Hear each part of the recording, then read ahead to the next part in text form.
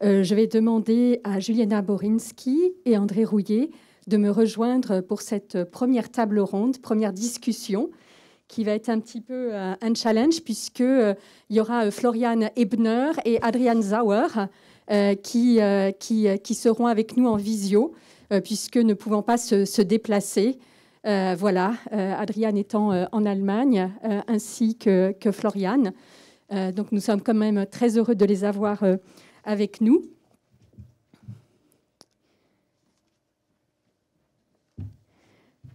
Voilà, donc nous avons 3 tables rondes avec les thématiques.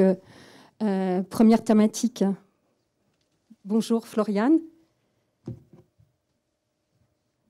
Voilà, la deuxième difficulté, c'est que Adrian Sauer, évidemment, parle allemand. Il va échanger avec nous en anglais. Donc, on fera un peu des traductions simultanées, en fait, sur des questions sur lesquelles nous avons déjà pu échanger. Voilà, tout cela sera enregistré, ou est enregistré, pardon. Bonjour, bonjour Florian. Oui, je vais présenter... je vais peut-être commencer la discussion, si vous voulez, en attendant que Adrian puisse nous rejoindre. Donc, la première table ronde concerne les techniques, aborde la technique du numérique versus argentique. Voilà, à l'heure où, effectivement, depuis les années 90, c'est la technique numérique maintenant qui domine. Force est de constater que la pratique argentique est toujours très tenace et présente, notamment dans les pratiques artistiques. Donc, c'est fort de cette observation qui nous a semblé intéressant de poser ce postulat de cette complémentarité, opposition entre ces deux techniques, la manière dont historiens, critiques, mais aussi artistes abordent cet avènement en même temps, cette opposition ou cette complémentarité, comme je disais. Et donc, pour discuter de ces questions, nous avons convié à la fois 2 artistes, un conservateur et puis un théoricien pour discuter de ces questions. Alors, je vais vous présenter tout d'abord Juliana Borinski. Vous êtes artiste plasticienne spécialisée notamment ou très engagée sur la question des médias, de l'image fixe et de l'image en mouvement. Vous avez notamment, vous êtes germano-brésilienne, pardon. Vous avez fait vos études à Cologne, à l'Académie des Arts et Médias, auprès d'un grand théoricien des médias qui s'appelle Siegfried Zielinski. Voilà, c'était important de le signaler, et de Jürgen Klauke Evali Export. Et vous en sortez diplômé en 2007, tout en faisant une petite escale à la Villa Arson. Vous êtes rapidement exposé dans pas mal de lieux en Allemagne, mais aussi ailleurs, notamment à la Kunstbetrieb de Dortmund ou au Kunstverein de Stuttgart, à l'Institut des médias à Amsterdam ou bien au MUCA et au Drawing Room de Londres. Pardon.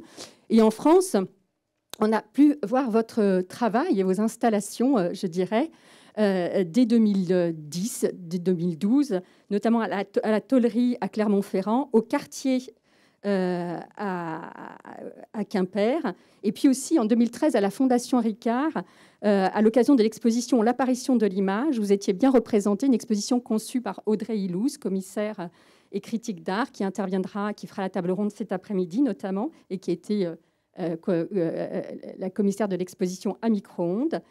Et également au CPIF pour l'exposition À l'envers, à l'endroit, ainsi qu'à la galerie Poggi, qui vous a représenté, qui vous avait consacré 2 solo shows, une dans sa galerie et une à l'Arco à Madrid. Et puis aujourd'hui, vous êtes représenté par la galerie Pugliese Levi à Berlin. Alors on peut voir votre travail qui est présenté actuellement dans la photo à l'épreuve de l'abstraction au FRAC, mais aussi au CPIF à Potocombo, mais aussi également actuellement au sein de l'exposition Épaisseur du temps photographique qui se tient à l'espace Topographie de l'art. Alors comme je le disais, votre travail est orienté sur la question de l'image fixe et en mouvement, notamment la conjonction entre une certaine approche iconoclaste et à la fois iconographique, mais on pourra peut-être revenir dessus, Et ce qui est assez spécifique et qui a justifié, qui nous a motivés pour cette table ronde, c'est surtout que depuis 2018, toutes vos recherches se sont énormément orientées sur la question de la disparition de l'argentique et que vous traitez comme une véritable matière première, voilà, et que vous questionnez dans votre travail à travers différentes approches. Alors, Adrian Sauer, qui va nous rejoindre aussi. Bonjour, Adrian. Hallo Adrian, ich würde Sie vorstellen auf Französisch und wir werden unter uns in English austauschen. We will speak in English together, if you don't mind. Adrian, vous êtes donc allemand, vous avez étudié à l'Académie des Beaux-Arts de Leipzig auprès d'un grand artiste photographe conceptuel qui s'appelle Tim Reutert, très important parce que je le pense qu'il a beaucoup influencé votre pratique et vous en sortez diplômé sous sa direction, notamment en 2005, tout en cofondant parallèlement avec d'autres artistes photographes la galerie America à Berlin, une galerie qui fait aujourd'hui un petit peu date, voilà, parce qu'il met en avant une nouvelle scène de la photographie, un peu en dehors du giron de la fameuse école de Düsseldorf. Votre travail, s'il est assez peu vu en France, si ce n'est surtout lors de Paris Photo, puisque vous êtes représenté depuis 2008 par la galerie Klems, la galerie berlinoise Klems, qui vous a consacré plusieurs solo-shows qu'on a pu voir notamment lors du dernier Paris Photo, mais il est montré dans de nombreuses expositions en Allemagne et ailleurs, notamment au Sprengel Museum de Hanovre, où l'on peut voir votre travail dans une exposition qui a l'air très prometteuse, qui s'appelle « La petite histoire de la photographie », en référence à Benjamin. Aussi, également au Photomuseum de Winterthur, au Bundeskunsthalle de Bonn, au Vitra-Design Museum de Val am Rhein, au Musée de la photo de Anvers, mais aussi en 2011 aux Rencontres d'Arles. Votre travail est présenté, le travail d'Adrian est présenté à la fois au FRAC et à Micro-ondes, et actuellement visible effectivement au Sprengel de Hanovre. Alors vous, à l'inverse de Juliana, c'est plutôt la matière numérique. Es ist vor allem das Digital, das für sich relevant ist. Donc c'est la technique numérique qui est vraiment au cœur même de votre approche. Une matière que vous sondez pour essayer de comprendre, que vous prenez à bras-le-corps, pour voir comment elle nous permet de voir et de construire l'image. Et pour ça, vous mettez en avant des programmes assez complexes qui reflètent ces principes même de cette nouvelle matière numérique qui s'exprime le plus souvent justement dans un langage abstrait. Mais nous reviendrons évidemment l'occasion de revenir dessus.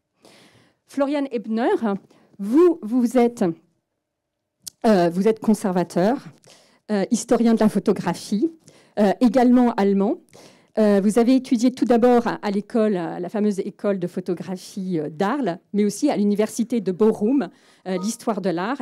Et ce sont ces études qui vous ont d'abord conduit à enseigner la photographie à l'Académie des arts visuels de Leipzig, avant de prendre en charge la collection de photographies de la Berlinische Galerie, qui est le musée d'art moderne et contemporain de la ville de Berlin. Cela vous amène à devenir directeur en 2009 du musée de la photographie de Brunswick jusqu'en 2012. Et alors, vous prenez en charge le département photographique que vous dirigez au musée Wolfgang de Essen, qui possède évidemment une collection de photos très, très célèbre.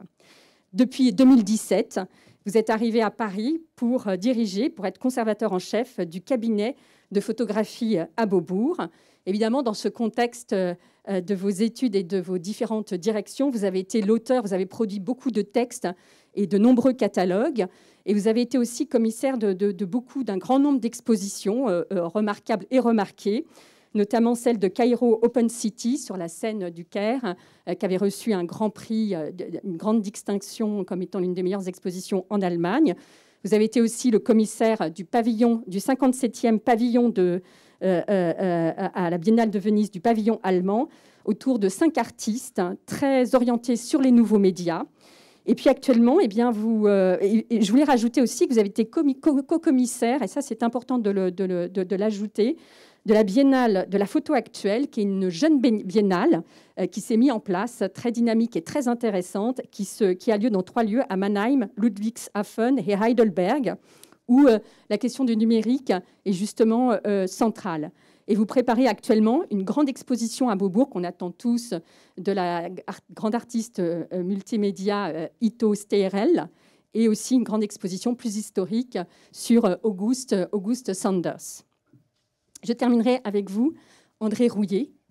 Vous êtes historien et théoricien de la photographie, mais aussi plus largement de l'image, de l'art contemporain et de tout ce qui a à voir avec Internet, notamment avec le champ Internet. Et vous êtes surtout le grand spécialiste de la réception de la photographie en France au XIXe siècle, à travers votre thèse et 2 ouvrages de référence, L'Empire de la photographie et la photographie en France de 1816 à 71. En dehors de ces ouvrages et des nombreux ouvrages que vous avez rédigés, vous avez été aussi rédacteur en chef de la revue La Recherche photographique de 86 à 97, et vous avez fondé aussi plusieurs collections, la collection Histoire et théorie de la photographie chez Macula, ainsi que les collections Penser la photographie puis Rayon photo aux éditions Jacqueline Chambron. Puis à partir des années 2000, vous vous éloignez un petit peu du champ stricto sensu de la photographie pour vous intéresser plus largement, toujours dans votre cœur bien sûr, et qui irrigue toujours votre pensée évidemment, mais pour vous orienter sur les médias électroniques et l'information culturelle, ce qui vous amène à fonder parisart.com, qui est un grand site de référence aujourd'hui sur la culture abordée de manière très large, que ce soit la danse, le design, les arts plastiques, la photographie, évidemment. Et parallèlement à ça, et bien sûr, vous êtes professeur, vous enseignez les arts plastiques à l'Université de Paris 8. Et comme je le disais en introduction, vous êtes l'auteur de nombreux ouvrages de référence sur la photographie qui ont été traduits en plusieurs langues, et notamment sur la photographie contemporaine, telle que La photographie entre documents et art contemporain, paru en 2005 chez Gallimard, et tout dernièrement, justement, un livre qui vient de paraître aux éditions L'Échappée, qui s'intitule La photo numérique, une force néolibérale. Voilà, qui justifie plus que pleinement votre présence parmi nous à cette table ronde. Je vais commencer. I will start, Adrian, but I will start with the first question to all of us. A first question a little bit naive, but which I think means full to introduce this discussion. Donc je vais commencer avec une première question un petit peu naïve et un peu personnelle, je dirais, qui est à savoir comment vous avez abordé, comment vous avez affronté en fait cet avènement du numérique quand, dans les années 90, il s'est imposé dans les pratiques artistiques. I will start with you, if you don't mind, Adrian. How do you see, how do you approach the advent of digital in photography in the middle of 80s? Yeah, thank you for this question. Do you hear me yes. as my first question? Okay, that's fine, because as you all know, I didn't was able to join the introduction in total because I'm in Germany at the moment in the countryside, and you are more than 1,000 kilometers away from us, but I'm very happy that we can meet at least in this digital way. So therefore, hello from me, and I'm very glad to join this discussion.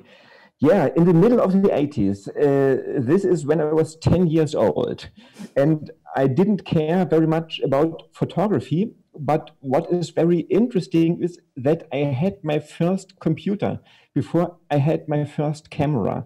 So in the end of the 80s, I got a Commodore 64, C64 computer, and that was a lot of fun to me. I almost only used it to make games on it, but I definitely understood that there's something that you can program and get a result from it.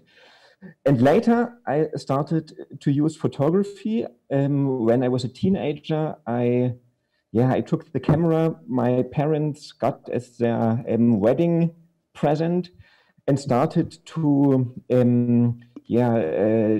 join my friends and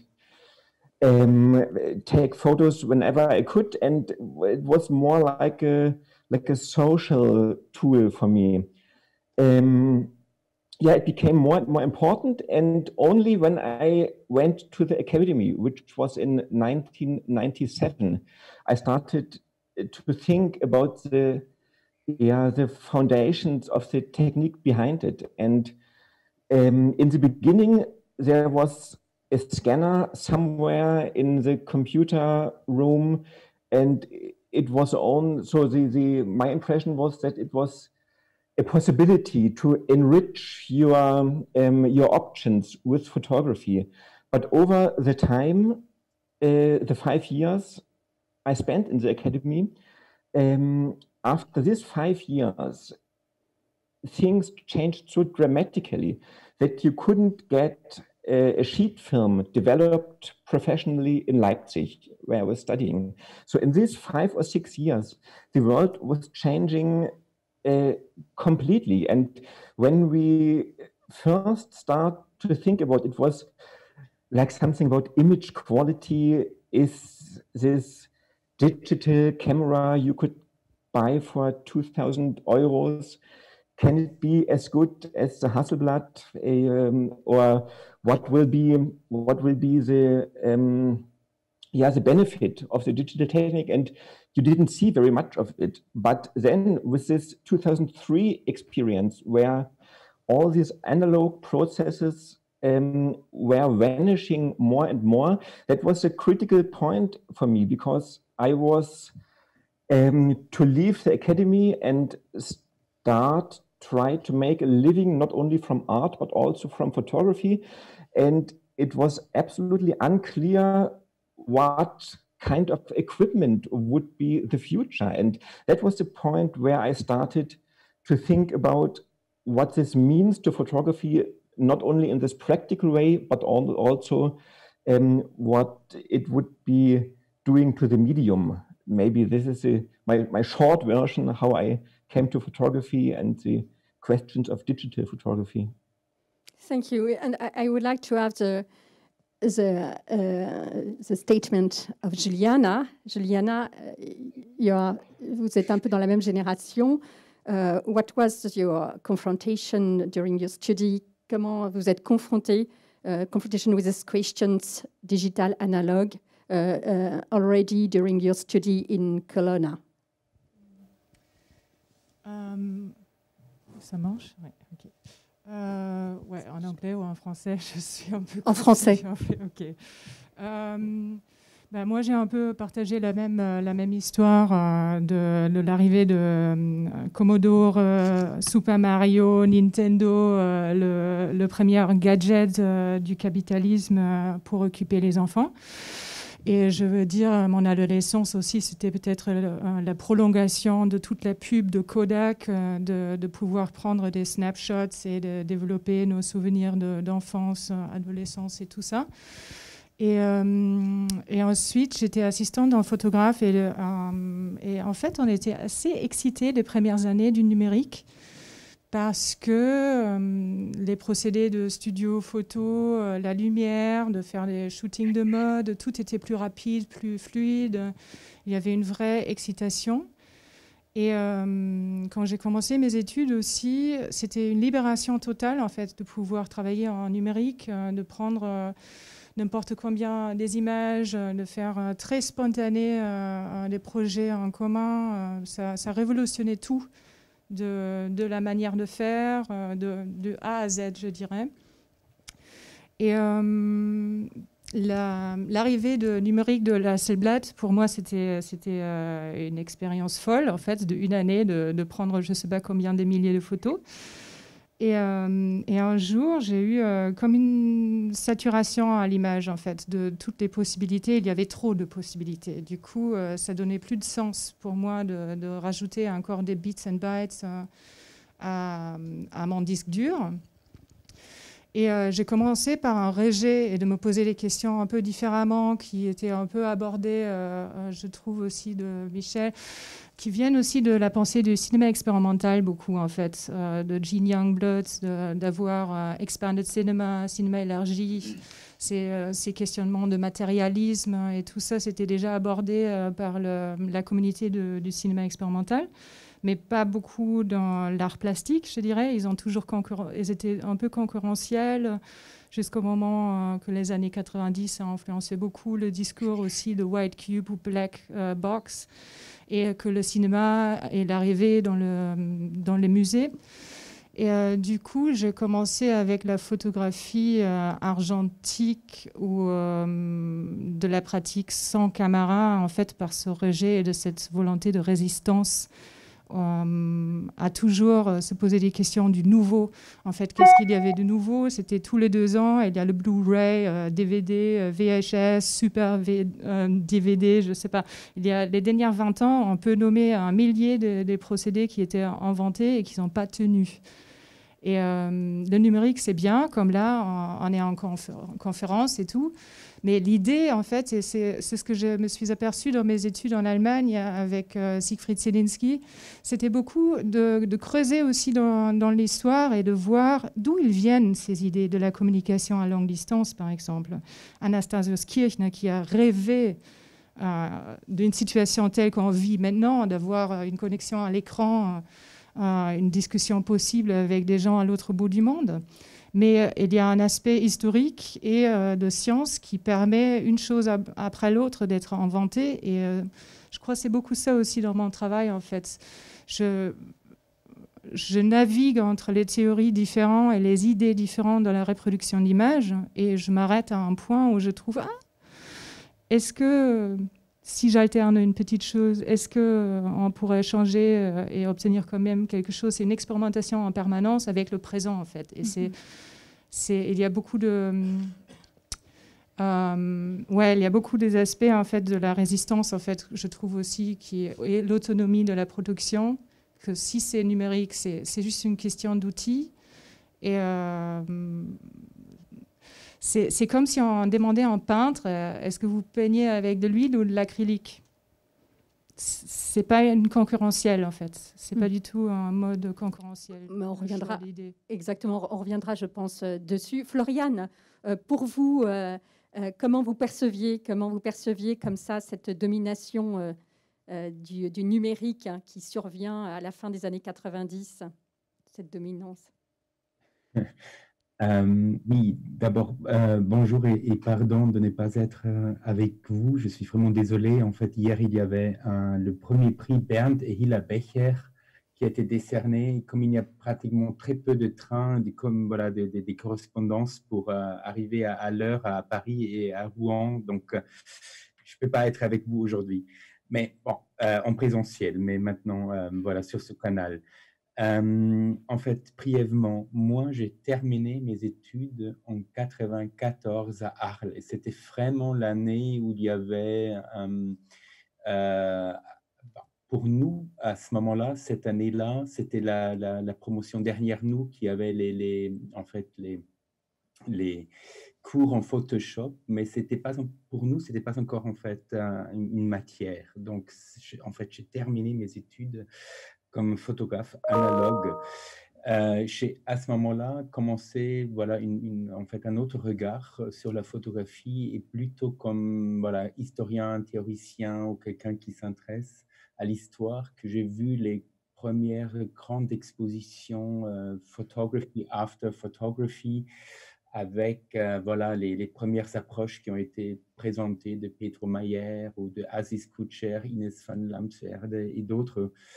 Et j'avoue qu'à ce moment-là, je n'étais pas tellement impressionné encore. Donc, c'était quand même aussi une période, les années 90, où il y avait beaucoup d'autres photographes qui ont travaillé de manière analogue, Rineke Dijkstra, Wolfgang Tillmans, en fait, énormément d'autres approches très différentes.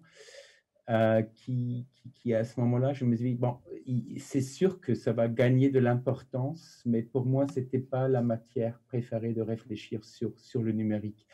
Et c'était, en fait, au début des années 2000, où j'étais en fait jeune, assistant professeur, jeune professeur à l'école de Leipzig, où j'ai accompagné en fait les étudiants ou les jeunes artistes comme Adrian ou comme Victoria Binstock, Chris Leva-Björnsson et d'autres qui ont commencé de manière très différente de travailler sur les différents aspects de la photographie numérique.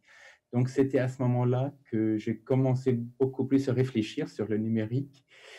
Et c'était en fait au début de 2011-12 avec une commande pour une fondation allemande de travailler sur l'image partagée, le rôle en fait des réseaux sociaux et des images et des plateformes dans le cadre de la révolution ou du printemps arabe et de la en fait révolution en Égypte. Que j'ai vraiment commencé à travailler sur ce sujet-là, mais plutôt sur le rôle social des images. Et depuis, peut-être on parlera, ça a certainement aussi, mon opinion sur ça a aussi beaucoup changé depuis. Voilà, ça c'est de manière très bref, un peu mon regard et mes réflexions sur le numérique depuis les dernières 20 ans. Merci. Donc, 5 Merci. ans. Ouais. Merci Floriane. Et vous, André Rouillet? Oui, vous voulez que je dise quoi? Pareil, sur ces débuts comme ça, sur l'arrivée du numérique. Oui, comment vous avez abordé cette... Alors, à différentes manières. C'est-à-dire qu'en tant que faisant de la photo moi-même, mais ça je ne le dis pas, hein, il ne faut pas le répéter, j'ai trouvé ça vraiment fabuleux, bien. Et puis, il s'avère que j'avais écrit avant un livre, donc chez Gallimard, et dans lequel je montrais que la photographie argentique, elle n'est pas née comme ça. La photographie argentique, c'était, si je puis dire, la photographie dont la société industrielle avait besoin. Autrement dit, et j'ai montré dans tout ce livre comment la photographie argentique commence avec la société industrielle et elle se développe, elle se change au même rythme et selon les mêmes paradigmes. Et que justement, notamment, également, à l'époque, j'avais écrit un livre précédemment encore, qui s'appelait « Textes et controverses sur la photographie au XIXe siècle ». C'était à l'époque où j'étais 19e. Je ne suis pas né au XIXe siècle. Hein, bon. Mais alors, et là, justement, le grand débat, c'était est-ce que la photographie est un art, est-ce que ce n'est pas un art, etc. C'était ça. C'était vraiment le grand débat. Et qu'est-ce qui s'est passé en écrivant le livre de chez Gallimard? C'est d'une certaine manière, j'ai montré que la photographie était partie de statuts généralement acceptés de documents, il faudrait revenir là-dessus, pour devenir un matériau de l'art contemporain. C'est-à-dire que il y avait, à la fin du XXe siècle, des artistes vraiment qui n'étaient pas des photographes, mais qui faisaient des œuvres dont le matériau, l'importance de la notion de matériau, le matériau était la photographie. Donc ça veut dire que la notion de est-ce que c'est un art, pas un art, etc., c'est une notion qui évolue en fonction de la société, en fonction de l'évolution de la culture, etc., etc. Et puis là-dessus arrive la photographie numérique. Et la photographie numérique, pour moi, elle a une date. 2007. Pourquoi 2007 ? Alors, avant, il y avait de la photographie numérique avant 2007. C'est-à-dire qu'effectivement, des photographes faisaient dans les photographes professionnels, etc. Il y a eu pas mal d'appareils, etc. Mais la vraie naissance de la photographie numérique, c'est 2007. 2007, c'est le smartphone. Le smartphone, pour la première fois dans l'histoire de l'humanité, je dis ça un peu d'une manière solennelle, hein, la première fois, tout le monde, vraiment tout le monde, peut faire en permanence, gratuitement, des photos et les diffuser dans le monde entier. Ça change tout. Ça change tout. Oui. Donc ça, c'est véritablement ça. Avant, la photographie numérique, elle naît avec Alors, qu'est-ce qui se passe? Donc moi, je me suis mis à interroger, ça fait ce bouquin qui vient de sortir le 8 octobre, ce qui s'appelle « La photo numérique, une force néolibérale ». Parce qu'effectivement, il ne suffit pas d'écrire. Parce que pour tout vous dire, j'ai eu beaucoup de mal à penser ça pour donner une cohérence et une pensée à cette question-là. Parce que effectivement, là, on a, avec la photographie numérique, il y a ce que Deleuze appellerait une rupture en nature. C'est-à-dire qu'entre la photographie du 19e siècle et de tout le 20e siècle, d'une certaine manière, la photographie argentique a fait des évolutions extraordinaires. Les appareils, les vitesses, etc. Je vais pas, vous le savez mieux que moi. Mais tout ça, c'était des évolutions en degrés. C'est-à-dire que ça allait de mieux en mieux, mais on restait toujours dans le même paradigme. On restait dans le domaine de la chimie. La chimie, c'est le matériau, la chimie et l'argent, c'est le matériau de l'industrie. Alors qu'avec la photographie numérique, ce n'est plus de la chimie. C'est une image-langage. Le matériau a changé. Il y a une rupture en nature. Donc c'est une autre image. C'est pour ça qu'il ne faut pas, si on pense la photo numérique avec le paradigme de la photo argentique, on a tout faux. Par exemple, pourquoi? Par exemple, une photo argentique, c'est un objet, c'est une chose. Une photo numérique, c'est une force. C'est pour ça que le titre de mon livre, c'est une force néolibérale. Parce que pour montrer que la nature a changé. Et que après, j'ai montré qu'il y a une cohérence. Il y a une cohérence entre les fonctionnements de la photographie numérique avec le néolibéralisme. Par exemple, vous avez la notion de l'immédiateté, la technologie, le fait il n'y a plus de barrières. Le monde, il est à portée d'un clic, etc. Les appareils photo, c'est plus des appareils, ce sont des applications qui sont sur le smartphone, etc., etc. Et puis, le matériau, ce n'est plus la chimie. Ce sont du langage, c'est du code. Et ça permet quoi? Ça permet de faire que on échange en permanence, on a des datas qui sont renfermées et qui sont captées, et ça donne aussi des grosses entreprises qui font beaucoup d'argent sur ce que j'appelle une économie de la gratuité. Une économie de la gratuité, tout est gratuit, mais avec cette gratuité, eh bien, il y a des entreprises qui font des milliards de dollars de bénéfices. Autrement dit, ça, c'est un modèle néolibéral. Et autre chose, je vais encore plus loin, c'est que je pense également qu'on ne peut jamais, même entre numérique et argentique, on ne peut jamais parler de la photographie. La photographie, ça n'existe pas. Il y a des pratiques, et chaque pratique doit être pensée véritablement de près. Et ça, je reviendrai peut-être sur... mais ça, je déborde. Non, mais voilà. De toute façon, on reviendra sur ces notions qui sont importantes. Et je voudrais rebondir notamment sur cette opposition, en tout cas sur la matière chimique de l'argentique. Tout est là. Et dans la matière, effectivement, beaucoup plus fluide, finalement, peut-être du numérique. Ce n'est pas de la fluidité, c'est une autre matière. C'est-à-dire qu'on pourrait dire que l'eau est plus fluide que l'huile, j'en sais rien, je venais d'eux, mais c'est toujours des liquides. Là, c'est pas pareil. C'est un matériau langage. Hein, et c'est avec du code, etc. Une matière langagière, c'est ça? Oui, c'est une matière langagière.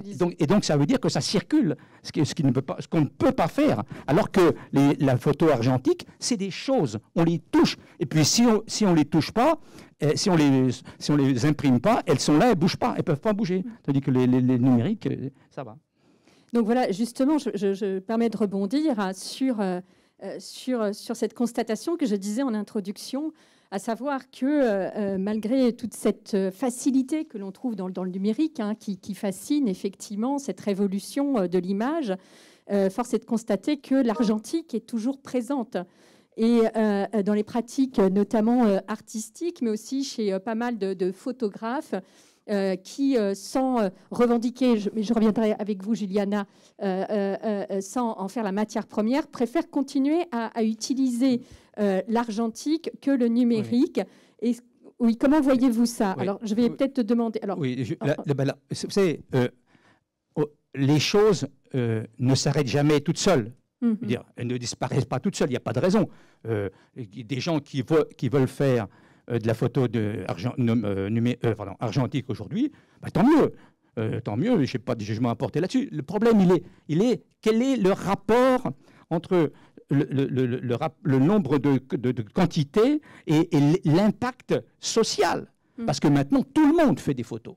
Et donc, qu'il y ait des gens qui restent attirés par l'argentique, mais il ne faut pas le mettre en balance, comme vous le faites, si je peux me permettre. Il ne faut pas le mettre en balance, parce que c'est autre chose. Et puis même l'État, je n'ai même plus le nombre de milliards de smartphones qui sont vendus et qui font des photos en permanence. On est dans un autre univers. Si vous comparez les deux, il faut les comparer dans leurs différences. Mais si vous voulez, entre des artistes qui restent attachés à l'argentique avec les milliards de gens qui font des photos, c'est comme ça, et en permanence. Et il n'y a pas de comparaison. On montre une rupture. Alors, c'est pour ça que j'ai montré aussi que la photo numérique, c'est l'image de la société industrielle, comme la photographie argentique était celle, de la société néolibérale, parce que comme l'argentique était celle de la société industrielle. C'est ça, montrer, par exemple, je développe aussi la question du pouvoir. Parce qu'avec la photographie numérique, jamais on n'a été aussi contrôlé qu'avec ça. Donc, autrement dit, il y a donc des questions de pouvoir, des questions d'économie, et puis aussi des questions esthétiques. On reviendra peut-être sur les questions esthétiques. Floriane, je voulais vous demander, vous, comment vous voyez qui est au plus près de la création artistique, notamment puisque vous avez exposé nombreux artistes sur les nouveaux médias, et comment vous percevez justement cette fascination, ou en tout cas cet intérêt, ou cette façon qu'ont des artistes photographes plutôt à vouloir se maintenir dans l'argentique, notamment dans l'analogue. D'abord, en fait, André Rouillet a mentionné tellement d'aspects importants, peut-être il faut y revenir après. Voilà. Mais d'abord, pour votre question. Nous venons d'ouvrir la semaine dernière, en fait, une exposition qui s'appelle Das, The Plates of the Present. Et c'est en fait un ensemble de 1031 photogrammes réalisés en fait entre 2013 et 2018 dans un petit laboratoire à Ivry-sur-Seine par 136 artistes. À la galerie photo, c'est ça ? La plupart justement, sont des non-photographes, disons. Des écrivains, musiciens, filmmakers, peintres, typographes et autres. Et leur grand intérêt était en fait de faire cette expérience de quelque chose qui est hors de ce qu'on appelle peut-être l'image par prévisualisation, l'image calculée, l'image des algorithmes, quelque chose qui a quand même aussi, comment dire, qui a changé les cultures d'image, c'est-à-dire l'image par l'enregistrement, l'image par l'empreinte, l'image accidentelle, l'image par contingence, tout ça a été quand même beaucoup modifié, voire remplacé par une autre culture et forme d'image. Et je pense qu'il y a quand même une certaine fascination. Et ce n'est pas la pure nostalgie, c'est le moment de se rendre compte qu'on est en train de, que toute une grande culture de l'image est en train de disparaître. Certes, il y a toute une culture la peinture qui persiste ou qui fait encore partie de cette culture de l'enregistrement, de la trace, de l'empreinte, de l'accidentel. Mais je pense quand même que c'était intéressant de voir comment les jeunes artistes, et c'était plutôt des jeunes artistes, mais en fait, ont quand même essayé de détourner aussi cette technique du photogramme, donc d'introduire quelque chose du contemporain, de notre moment, de notre temps dans cette approche. Pas tous et toutes, il y a aussi des photogrammes très classiques en quelque sorte qui fait partie de cette expérience de la récréation par la photographie. Donc, on a une très très grande collection de photographies expérimentales et surtout aussi de photogrammes. Man Ray, Laszlo Moholy-Nagy et compagnie acceptaient ce don et on l'expose. Donc, je pense que c'est quand même une espèce de forme, pas de résistance, mais de jouer avec quelque chose qui est en train de disparaître, pour expliquer ça.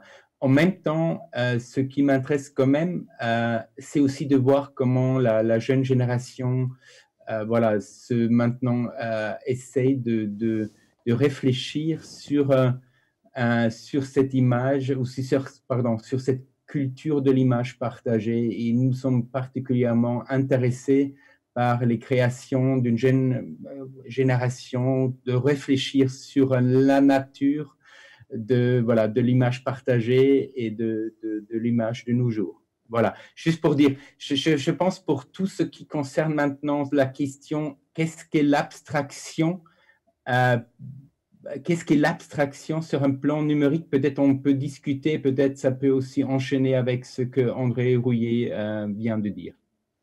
Oui, bien sûr, mais je voudrais déjà avoir aussi la position de Juliana Borinski, qui justement sur cette question de l'analogue, de l'analogie, qu'on a fait de matière essentielle pour ces recherches plastiques actuellement.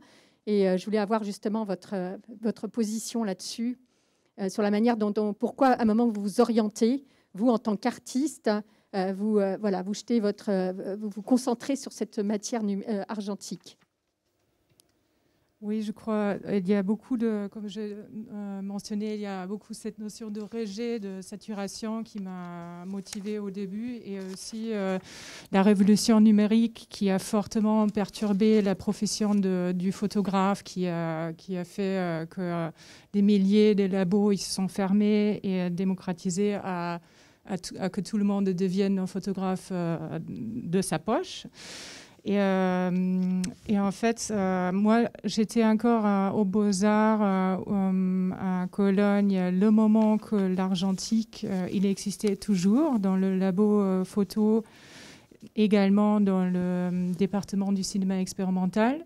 Et on avait des cours d'introduction de comment utiliser une Bolex, la grande chambre pour les photos d'architecture, et on avait un super labo très très bien équipé qui était tout le temps booké, et c'était un paradis de la production aussi à l'école. On avait 24 heures d'accès, on pouvait développer 8 heures affilées avec des C-prints autant qu'on voulait. Et c'était vraiment un paradis de production. Et je dirais que peut-être aussi l'échange que j'ai pu faire à la Villa Arsan m'a bien montré d'où je venais. On voit toujours mieux qu'est-ce qu'on a dès qu'on s'éloigne. Et j'étais en face d'un enseignement français très académique, traditionnel, les années séparées. Et je venais d'un contexte qui disait... Nous, on ne sépare pas les premières années avec les post-graduates. Il faut tout mélanger, il faut apprendre plusieurs générations. Et j'ai profité aussi de ces enseignements de plusieurs profs icônes qui ont fait leur grande carrière dans les années 60, 70. Du coup, il y avait tout un enseignement de pensée, je dirais, de résistance, et de se questionner, en fait, notre temps, d'apprendre ça aussi un peu. Et cette révolution numérique m'a permis à moi de me tourner vers l'argentique de plus en plus. Ça ne veut pas dire que je travaille que avec l'argentique, j'utilise aussi la vidéo, j'utilise aussi un appareil numérique quand il faut, mais ça dépend de l'idée en fait. Mais j'aime cette notion du labo, de la solitude, qui est peut-être aussi plus liée à une pratique plasticienne en général que n'importe quel médium. Si on fait la sculpture, on reste 3 semaines à gratter une pierre, ou si on fait de la peinture, on attend que ça se développe, et c'est des couches et des couches qu'on rajoute, et c'est un temps de recherche. Et oui. C'est une manière aussi de décortiquer, d'ausculter, de mettre à plat aussi. C'est une technique qui a assez rapidement disparu finalement. Moi, je l'emploie, cette technique de la pensée aussi dans la déconstruction de la photographie en soi, en fait. Beaucoup, moi, mes œuvres, je questionne le médium, comment c'est fait, le contexte, comment dire, même si c'est des images abstraites, c'est par exemple si j'utilise un papier qui est en train de disparaître, l'année prochaine, ça ne serait plus possible. C'est aussi de célébrer un peu le dernier moment d'accessibilité de certains produits et aussi une manière d'essayer de trouver comment on peut rester autonome, comment on peut encore aujourd'hui créer des images et en incluant toute une autre pensée. Pas seulement la toxicité des produits, et sur ça aussi le numérique et l'argentique qui se concurrentiellent un tout petit peu et tout le monde dit l'argentique, la chimie c'est nocif et tout, mais le numérique personne n'en parle, c'est aussi dangereux. C'est juste c'est des arguments pour remplacer un nouveau instrument, et c'est une force de l'industrie derrière. C'est tout ça, en fait. Il y a aussi une pensée, comme disait Michel Debat ce matin, aussi une pensée politique, finalement, à travers le langage très abstrait que vous développez. Mais peut-être qu'on pourra revenir dessus. Et puis, il y a inversement, vous, Juliana, qui vous penchez sur cette matière argentique, de manière aussi très analytique, très plastique et analytique et iconoclastique, je dirais. Et puis, il y a vous, Adriane Sauer. We already spoke about the fact that artists like Juliana used analog in their work at first material, principal material to think of how this material is as ideological, mainly political or aesthetical meaning. And for you, in contrary, with the advent, dominance of digital, you chose to afford the thought of digital in your work. Could you explain your way to you afford the digital area in your practice? Yeah. So as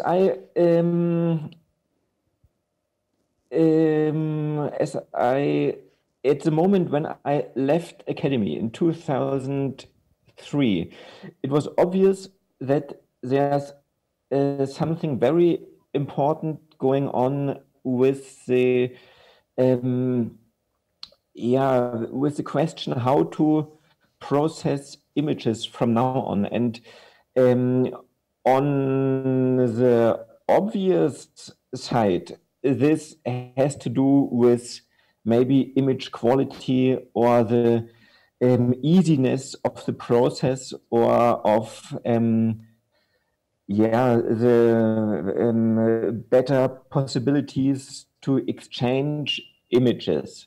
But on the other hand, this means a fundamental change in the foundations, how such an image is processed and is to understand at all.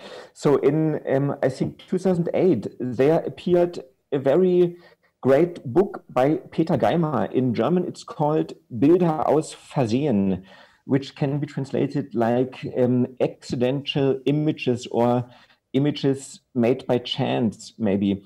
And he collects a lot of examples for early photographic experiments which produced images in non-foreseeable situations. And for him, at this point, this is like the essence of the photographic. This is the moment where the real photography takes place. And I thought, okay, that's fine, but the world developed in a total different way. When we look around us and see how we deal with images, the digital surrounding is much more important. And I decided to call my own show in 2011, I think it was, Bilder aus Berechnung, which can be translated like calculated images or images made by calculation. And I think that's the most important difference between the analog photography, where everything depends on the classical nature science phenomenon, and the digital photography where every or anything you want to bring to sight has to go through certain steps of calculation. And this moment of chance, which is the foundation of every classical photograph, is missing completely. And so I started to turn out this calculated part, or to show it in specific works. And they may appear in a way abstract, as it's the title of your show, and maybe also this discussion, but that they come out to be abstract in my case is also a matter of chance again, because I just try to bring to sight how these calculated part of the medium works, and that's easier in tables and squares and so on. But I always try to keep the connection to the material and also the location. What you see right here in the Frag show is a work that consists of two parts: a poster, and this poster is mounted to the wall, and a photo is taken right in this situation, and you can see what happens to the image of this poster when you do a digital photograph of it. Is it possible that I show right here my I have a little presentation? If we can proceed with screen sharing, I can just show the audience this image. Yes. Gerne. Let me try. Yeah. Adrienne parle de l'œuvre qui est actuellement exposée au Frag, Schwarz Quadrat, qui s'appelle le carré noir, et qui sont en fait autres que les pixels. Voilà. Oh, that's the wrong one. I'm sorry. Very good. I have to... Je n'ai pas traduit, mais donc Adrienne Zauer. Oui. Est-ce que je peux juste peut-être ajouter encore? Est-ce que je peux juste ajouter encore sur la pensée ou sur la réflexion d'Adrienne? Donc, le titre de son exposition, Bilder aus Berechnung, images par calculation, transporte en allemand aussi en fait une dimension, c'est-à-dire qu'il y aura derrière ces images par calculation, qu'il y a aussi une stratégie. Donc, quelque chose de politique, quelque chose aussi peut-être qui peut rejoindre la thèse ou le point de André Rouillet sur la dimension néolibérale derrière, en fait, les images calculées de notre temps. Donc, Bilder aus Berechnung, c'est justement les deux dimensions, à la fois la nature calculée, mais aussi la stratégie derrière leur usage. Voilà, Adrienne, machst du weiter? Yeah, I'm back. Okay, so this is just the situation in Rouen, and on the right-hand side, you see this poster. On the left-hand side, the photograph taken in the same space. Here is the larger version. And so the poster is only made by black squares, like a checkerboard.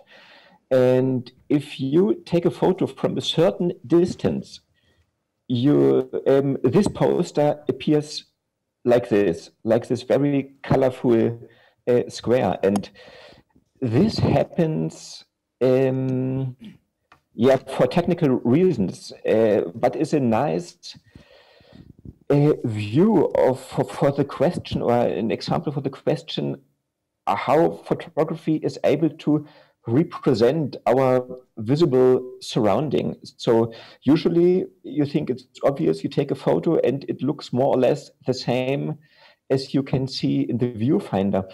But if the motive has certain characteristics, this doesn't work anymore. And for me, this is just like the top of the iceberg of that what happens behind the scenes of digital photography. Oui, donc pour le dire aussi rapidement, donc la photo est composée de 2 images, en fait, de l'image imprimée, qui est à même le mur, et puis le photographe qui vient sur place et qui refotographie cette image à peu près à 5 mètres de distance, et que cette photographie, en fait, est exposée à côté. Donc, c'est la mise en situation. Et de cette distance, en fait, apparaît cette réaction physiologique, je dirais, des points noirs qui créent en fait cette espèce, cet arc-en-ciel, cette apparition colorée, même s'il s'agit en fait juste de pixels en fait. C'est vraiment la matière argentique à l'œuvre. André Rouillet, vous vouliez dire quelque chose à ajouter? Ça marche là? Oui, ça marche, ne vous inquiétez pas. Là, c'est un tirage à partir du numérique, c'est ça? Oui, alors, could you... Un tirage autonome, une mise sur papier, voilà, un transfert une impression, sur papier. It's a print. Alors, oui. Là, également, vous savez, moi, je veux toujours parler d'une manière aussi précise que possible. Surtout parce que si on donne des généralités, la photographie, ça n'existe pas.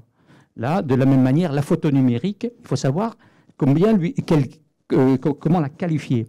Et ça, j'ai réfléchi sur cette question-là. Une photo numérique que vous avez faite, vous l'imprimez avec une imprimante ou une imprimante, ce n'est plus une photo numérique.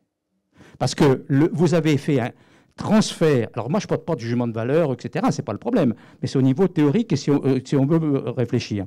Donc, d'une certaine manière, la photo qui est faite à partir d'un appareil numérique et qu'on imprime avec une imprimante, ce n'est plus l'impression. Ce n'est plus la photo numérique. C'est une image qui est faite d'une certaine manière, etc., etc. Parce que la photo numérique, elle est flexible dans ses formes, elle circule sur les réseaux, etc. Et donc, elle n'a pas... Et c'est donc, ce n'est plus un objet. Ça, c'est un objet. C'est une chose. La photographie numérique, c'est une force. Moi, je l'ai qualifiée comme ça, parce que, donc, si vous la mettez sur une impression, ce n'est plus c'est plus une force. Ça devient une chose. Donc, on peut faire tout ce qu'on veut pour les artistes, chacun peut faire tout ce qu'il veut. Mais si on veut réfléchir au fonctionnement de la photo numérique, donc, voilà, il faut avoir bien ces distinctions. Deuxièmement, je crois que la photo numérique n'est pas une affaire, pardon, c'est vraiment pénible ça, n'est pas une affaire réservée. Je ne crois pas qu'on puisse. Les artistes sont tout à fait. C'est important qu'ils travaillent, qu'ils se prennent la photo numérique et qu'ils, à partir des photos numériques, du protocole numérique, puissent faire des œuvres comme ils le veulent l'entendre et même les interroger esthétiquement. Hein. Mais ce n'est pas la photo numérique, comme je l'ai dit, ça déborde de beaucoup le travail louable des artistes. Donc ça, c'est tout à fait important. C'est-à-dire que c'est une image qui circule, que tout le monde fait, etc. C'est ça la photo numérique. Absolument. Alors ça a des effets, ce qui a des effets esthétiques. Par exemple, moi, je développe surtout l'idée qu'il y a un effondrement de la représentation. Hein, parce que la photo, contrairement à ce que j'ai lu là, trop considérer la photo, hein, dans les publications qui sont faites au moment de ça, comme une représentation. Non, la photographie ne représente pas. Il faut vraiment, si on considère que la photographie argentique, hein, ou quelle qu'elle soit, représente, on se trompe. C'est-à-dire qu'effectivement, c'est pour ça que la photographie, d'une certaine manière, contrairement ce n'est pas une empreinte, c'est tout ce qu'on veut, mais c'est surtout une allégorie. C'est-à-dire que ça prend une distance par rapport au monde. C'est-à-dire que photographier, même avec l'argentique, hein, photographier, ce n'est pas représenter le monde. C'est construire construire un autre monde en images. Et donc, ça veut dire, c'est choisir, par exemple, en termes de la photo numérique, par exemple, la photo argentique, les appareils photo étaient très basés sur le viseur. Hein, les viseurs, c'est très important. Le viseur, c'est quoi? Le viseur, c'est l'œil qui regarde le monde dans un prisme, donc de son origine. Hein, et donc ça, c'est la Renaissance. C'est la Renaissance, c'est la représentation. Et qu'est-ce qui se passe avec la photo numérique, avec les smartphones? Avec les smartphones, on photographie comme ça.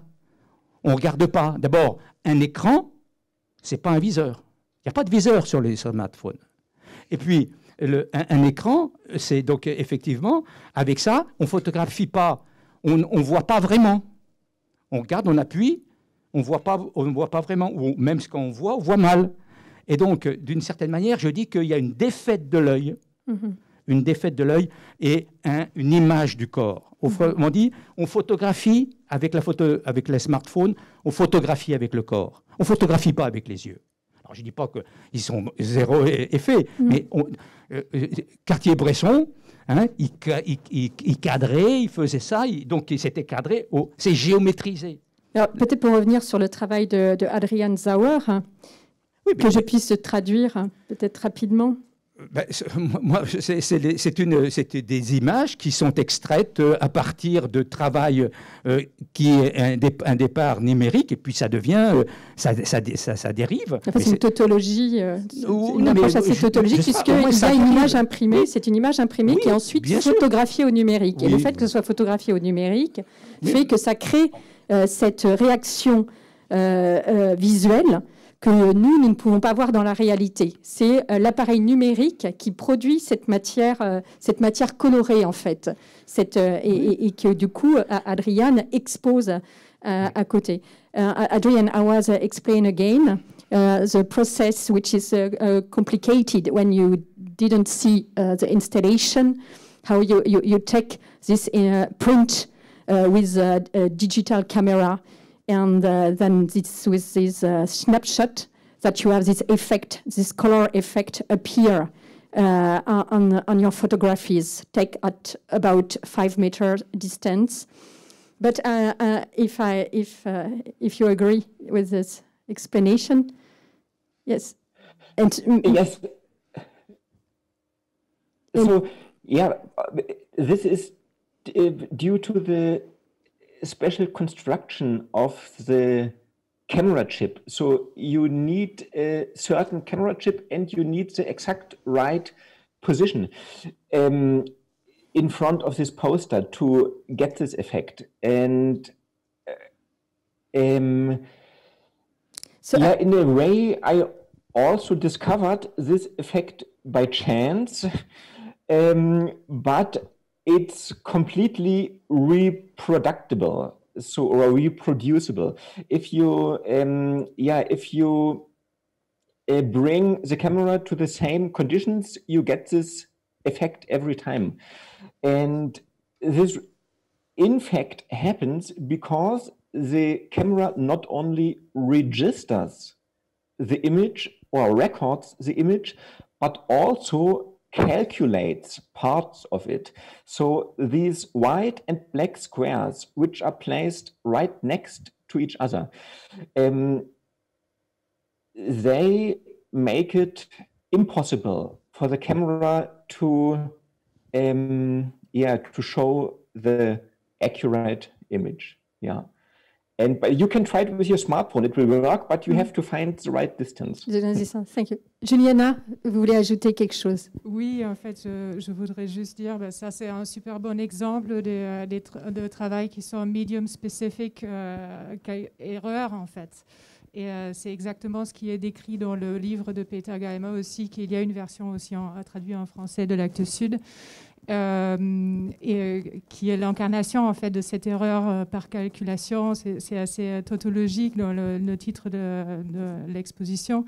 Mais ce que je rencontre aussi, par exemple, il y a des fréquences de hertz qui sont différentes. Si on prend l'exemple de l'iPhone et on essaie de filmer un néon, par exemple, il y a toujours un flicker. Et ça, c'est exactement le point intéressant, je trouve, où la photographie abstraite ou un travail de l'abstraction est intéressant. Parce que quand on dérive un peu, quand on connaît très bien un procédé et on rencontre les frontières elles-mêmes du médium, c'est là où il y a la création possible, en fait. Et c'est là... de nouveau, je crois aussi l'essence de notre discussion. Voilà. Qu'est-ce qu'on fait, l'abstraction, comment on arrive. Exactement. Je vais en arriver à ce point-là de savoir justement du coup, avec l'argentique par exemple dans votre travail, quel rôle joue l'abstraction dans l'argentique ou inversement, quel l'abstraction, quel rôle joue l'abstraction ou quel rôle joue l'argentique dans l'abstraction. Si vous voyez à peu près comment vous abordez l'abstraction dans votre travail par exemple. Est-ce que vous l'abordez ou pas forcément en tant que tel? Comment effectivement dans ces expérimentations? Moi, je crois, je suis aussi arrivée par hasard en fait sur ce terrain parce que, comme j'ai expliqué, c'est par le rejet et la non-reproduction qui m'a poussée dans la recherche en fait, et beaucoup dans la lecture en fait des anciens procédés et de juste apprendre une technologie ou une science qui est tout derrière en fait. C'est quoi en fait qui nous a poussé à vouloir tous créer des images au quotidien. C'est une longue histoire en fait. Ça a plusieurs milliers d'années avant les premières empreintes dans les caves de Lascaux. C'est beaucoup plus long que juste l'histoire photochimique de 200 ans, en fait, je crois. Et c'est aussi les mêmes questions dans l'art en général. Est-ce que, on parle de la fenêtre de la Renaissance ou la libération de tout ce monde de représentation-là? So, Adrian, I will ask you the same questions that for Juliana. Which role plays the digital in abstraction in your work, or inversely, in contrary, which role play abstraction in your use of digital? How do you afford abstraction, the concept of abstraction in your work? Yeah, I think abstraction came to my work really in a way as a side effect, maybe, because I tried to go behind the scenes of digital photography, and what I found was in the first place a table that contains only numbers in each row and in each line, and these numbers are representing some color, light, and density values. And this table is even more abstract as the images that are made by them. And so one of my works, it's called 16,777,216 colors, shows exactly these colors. These are the 8-bit RGB colors. Every single color appears exactly once in this image. And of course, on the first hand, it's an abstract image, but only because they are arranged by a random generator, the colors. So, and they are only ordered by a random generator or arranged because I didn't have a better story to tell. And this is like the easiest option for me. And in the end, it appears to be or also in the exhibition space, it looks like an abstract image, but in fact, it's a table that could be stored on your computer and by Excel software. But what maybe is interesting in it, that as soon as you can see this image in a gallery, of course, it's an abstract image, because right there you expect to see images or even abstract images.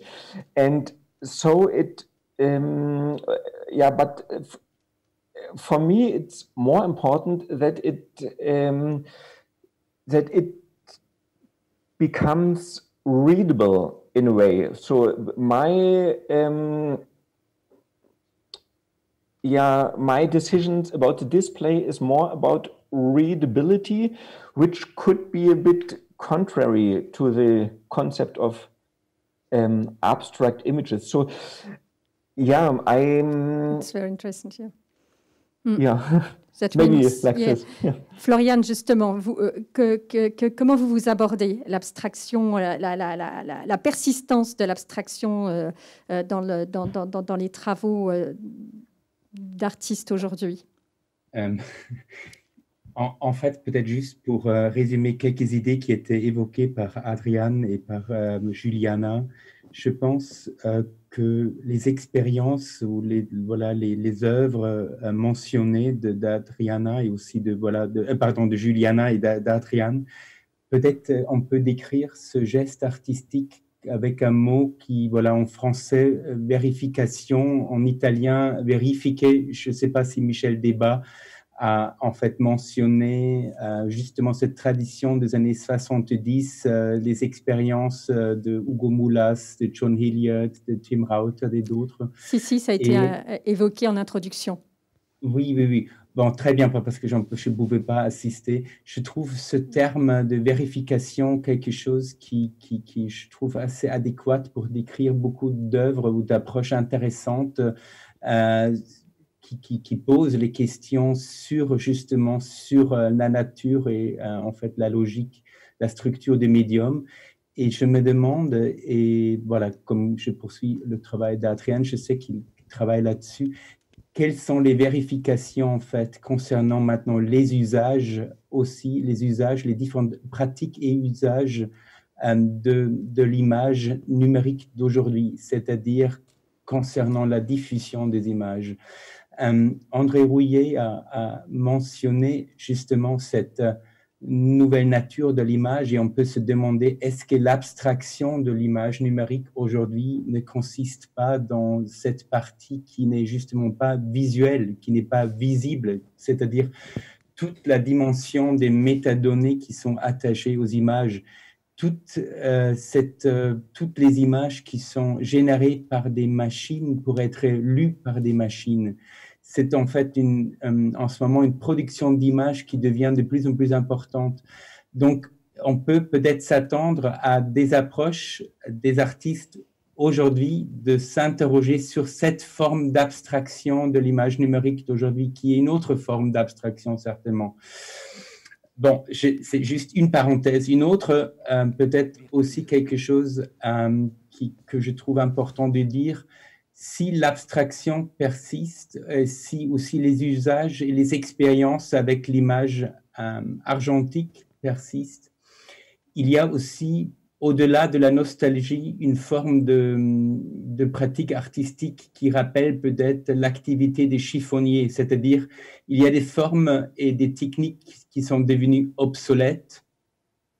Et en fait, cette dimension obsolète a toujours intéressé les artistes.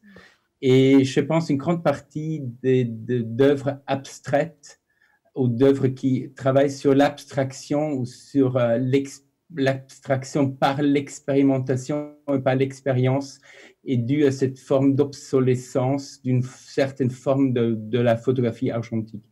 Donc ça, ce sont peut-être aussi d'autres, c'est-à-dire approches. Donc à la fois l'idée de la vérification, comment est-ce qu'on peut vérifier le médium avec lequel on travaille, et l'autre idée, c'est en fait cette idée de l'obsolescence de quelque chose et de réfléchir comment en fait on peut rendre ça productif d'une autre manière. André, vous voulez peut-être ajouter quelque chose justement? Oui. Alors, je vais vous faire une confidence. Le terme abstraction m'a beaucoup troublé. Très bien. Alors, je me suis dit, mais c'est quoi l'abstraction? Alors, j'ai lu il y avait des textes, par exemple, qui avaient été diffusés par les 3 lieux, et je lisais, j'en ai même copié là, je lisais, et puis je disais, mais attends, ça, c'est pas de l'abstraction. Une photo de nuage, c'est pas de l'abstraction. Je crois que c'est le Flock qui fait des photos des fonds sous-marins. Des fonds sous-marins, c'est pas de l'abstraction, etc., etc. Alors, je me suis dit, l'abstraction, c'est pas seulement une question formelle. Alors, c'est pas une question formelle, c'est quoi? Alors, je crois que j'ai dans mes lectures, je vais me réfère à 2 auteurs importants pour moi, qui s'appelle Théodore Adorno. Et Théodore Adorno, dans la théorie esthétique, justement, il explique bien qu'il y a une, comment dirais-je, une libération de la forme, ce qui n'est pas tout à fait pareil. Une libération de la forme, et que cette libération de la forme, elle est en rapport avec le changement social. Donc il fait le rapport entre la forme des images avec la question du social. Autrement dit, il ne faut pas avoir une vision seulement techniciste, le numérique, pas le numérique, la photo, pas la photo, etc. Mais il faut avoir une pensée à la fois esthétique et sociale. Alors, puis en plus, ça c'est une première chose. Donc j'étais assez content de voir ça. J'ai dit, tiens, oui, bon, ça me libère un peu. Et puis, j'ai été frappé également en lisant les descriptifs des œuvres qui sont exposées, que beaucoup d'artistes photographient les nuages, ils vont photographier ou les trucs sous-marins, où ils vont photographier des cristaux, ils vont photographier des rapports, des photos en rapport avec le cosmos, etc., etc. Et justement, là, je me suis replongé dans Gilles Deleuze, dans 1000 plateaux, qui parle, qui montre effectivement que les artistes, ils veulent décoller des choses et ils vont construire dans leur œuvre, dans leur rapport à l'œuvre, vers une quête d'une sorte de cosmos, d'un au-delà de ce qu'on vit là. Et je crois que dans l'époque qui est la nôtre, aujourd'hui, que des gens veulent libérer la forme, les formes, à un moment où la société, plein de choses se changent et deviennent, pour pas dire se délitent, au moins se transforment au moins, et on comprend que c'est pas direct, mais ça y infuse. Et les artistes, s'ils ont une qualité fort extraordinaire, et qui font que les artistes sont absolument précieux, c'est qu'ils sont captés. Ils captent par eux-mêmes et par leurs œuvres, ils captent justement ces tendances qui sont en train de travailler les sociétés, et ils y donnent forme d'une certaine manière, et j'allais dire, en forme ou informe, vous voyez ce que je veux dire. Ils nous informent en déformant les œuvres. Donc voilà, c'est cette idée-là. Je voudrais dire qu'on pense et ça c'est ma pensée toujours personnelle, moi quand je travaille, je fais toujours ça, je fais les rapports entre la technique, entre l'économie, entre le mouvement social et entre les formes. Les formes, parce que les formes, elles sont là comme justement, elles viennent traduire ça, elles viennent exprimer ça. Et c'est ça qui se passe dans les œuvres. Et c'est moi, ayant vu ça, c'est ce que je me suis dit, parce qu'il y avait, quand les ailleurs, les photos prises d'ailleurs, de dessous, du cosmos, de ceci, de cela, c'est véritablement typique, quoi. Donc, c'est l'expression. Donc, ayant trouvé ça, peut-être que dans quelques temps, je penserai différemment, mais au moins, je me sentais un peu libéré, quoi. Parce que j'avoue franchement que ça m'a beaucoup préoccupé. Voilà. Nous aussi. Ben voilà. Et du coup, je me permets pour rebondir, et on va devoir terminer malheureusement cette discussion, justement sur cette notion même d'abstraction qui, quand j'entends finalement Juliana, quand j'entends Adriane parler de leurs travaux, on se demande si cette notion même a encore un sens aujourd'hui par rapport à la notion même d'abstraction telle qu'elle est apparue finalement en 1910 et en 1915. Floriane, quel est votre regard, vous d'historien, sur cette question ? Alors, je suis désolée, en peu de temps, mais bon, on aura la journée aussi pour creuser. Non, mais c'est une très, très grande discussion. Et en fait, vous avez raison de poser la question sur les notions et d'être très clair sur les notions, faire les différences entre l'abstraction, l'expérimentation. Ce que je essayais en fait de mentionner, je trouve, quand on en fait distingue peut-être qu'est-ce qui est encore dans la photographie numérique, encore aujourd'hui représentation visuelle. André Rouillet va dire que ce n'est pas de la représentation, mais qu'est-ce qu'il y a encore de visuel dans la photographie et qu'est-ce qui est devenu déjà métadonné. je trouve que c'est une piste en ce moment qui ouvre sur une nouvelle peut-être notion vraiment du terme abstraire, abstraction, faire abstraction de quelque chose et de voir qu'il y a en fait une dimension au-delà du visuel, de l'image numérique de nos jours. Et je pense que c'est un champ super passionnant et avec l'exposition de Hito Steyerl qui travaille justement, qui n'est pas photographe, mais qui travaille avec les images numériques de notre temps. Elle pose cette question sur les paradoxes de l'image, c'est-à-dire sur les paradoxes, une image qui devient fluide, liquide, une image voilà, elle travaille sur les images qui anticipent ce qui, en fait, c'est le paradoxe total d'une image, d'anticiper déjà sur un avenir. Et tout cela qui sera géré, engendré, généré par les algorithmes hyper puissants. Donc, je trouve que c'est un terrain un terrain d'abstraction ou un nouveau terrain que je trouve très, très intéressant en fait, à découvrir et à travailler là-dessus pour cette question. Merci. On va devoir terminer là-dessus parce qu'on a pris du retard. Mais en tout cas, c'est une question qui sera débattue, je pense, tout au long de la journée, cette notion même d'abstraction. Un grand merci, Adrian. Thank you so much to be here with us. It was very, very, very nice, important to have your position. Florian, auch vielen Dank.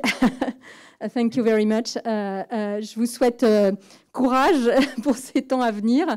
Voilà, on reste en contact. Voilà. Malheureusement, ça ne peut pas être transmis, mais l'émission sera enregistrée. Voilà, à très bientôt.